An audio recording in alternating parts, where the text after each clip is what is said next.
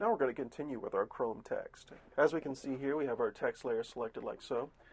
What I'm going to do is I'm going to go ahead and expand this selection to go ahead and include this outline that we've created on here. So let's go to Select, Modify, Expand like so, and of course we put the outline at 5 pixels, so we're going to go ahead and expand this by 5 pixels and hit OK.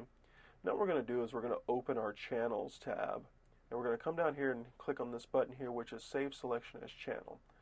And as we click there, you can see that this is saved as a channel. We can turn this on and have a look at it. What we're going to do is we're going to grab this, just drag it down, and create a new channel, like so. Now that that's up, what we're going to do is we're going to go ahead and blur this out. So let's go to Filter, Blur, let's go into Gaussian Blur, like so. And what we're going to do is let's run this one at 9 pixels. There we go. And let's do this again. Let's go to Filter, and actually we'll change it every time that we go on. So we'll go to Blur, Gaussian Blur, and this time instead of 9 pixels, we'll do this one at 6 pixels, like so.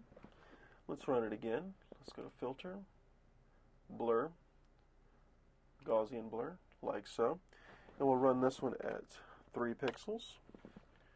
We're going to Filter, Blur, Gaussian Blur for our last one, and we'll choose 1 pixel. There we go. And what we'll do is we'll pause here and we'll pick this up in the next part.